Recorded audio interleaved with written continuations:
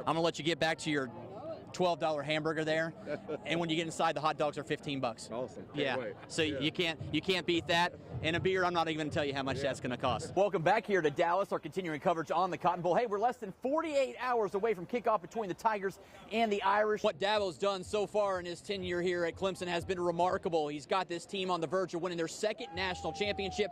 They'll get that opportunity tonight. Welcome to Spartanburg. It is time for Panther Camp. The team will take the field at 6:30 tonight, but right now it's all about the fans. So after tomorrow, Hunter will return to South Carolina and then prepare to head to Mobile for the Senior Bowl later on this month. Tonight, they're looking pretty good. 12 starters returning, but one guy you got to look at is this man right here. Yeah, we're talking about Michael Mason. This former Wilson Tiger, now a Clemson Tiger, will get his shot tomorrow against Notre Dame. Of course, 4 o'clock kickoff in this one here in Arlington, South Carolina, on the court this morning here at the University of Phoenix Stadium for the first time since arriving here in the Valley of the Sun. Muschamp playing the part of a politician here, shaking hands, kissing babies, signing autographs. Welcome back, folks, here to the Cliff Ellis Show. 2 games at the HTC Center this past week. The Georgia schools in town. Mark Haggard joins us live from North Myrtle Beach with South Carolina State linebacker Darius Leonard. Mark, what's going on in Little River? Hello and good evening, one and all. The last time Missouri and South Carolina met, the game was overshadowed by issues that took place after the game. The extension of a feud that began at Missouri 3 weeks earlier. It took nearly 6 months before the coaches spoke, finally doing so during the coaches gathering over the summer. Tonight, it was the first on-court meeting since that night in Columbia almost a year ago.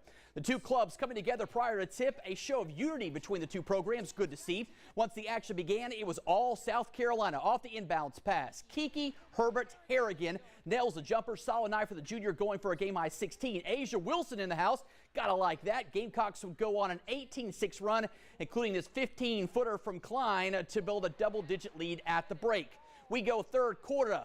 Harris showing the range. She's going to go for 16. Kansas 3. Gamecocks flex their muscle with a 14-point win. A victory that keeps South Carolina a half a game behind Mississippi State for the outright regular season title.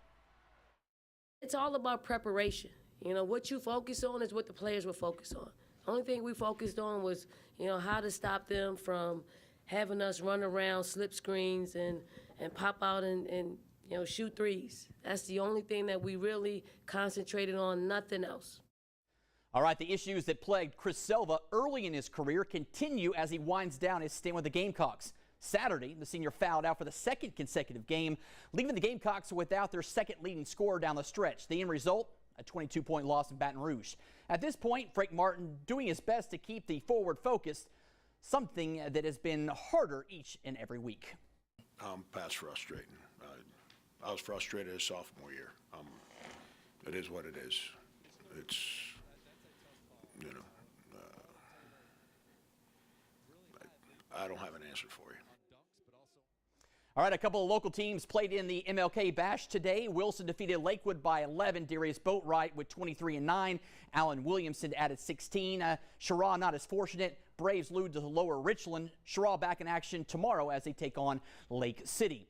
And fresh off his visit to Louisville, Sockasty defensive back Kenny Solomon back on the road this weekend, a trip to Jersey to take in all the sights and sounds of Rutgers. The Scarlet Knights have been successful in recruiting the Grand Strand, signing Conway offensive lineman Raekwon O'Neal last year. Now they'll have an opportunity to do the same with Solomon. Meanwhile, another All-Zoner, Jerron Finkley, will take his talents to Hutchinson Community College. The wideout committed to the Blue Dragons tonight, doing so after exploring all his options. Finkley, a big factor in helping Myrtle Beach win the class title this year.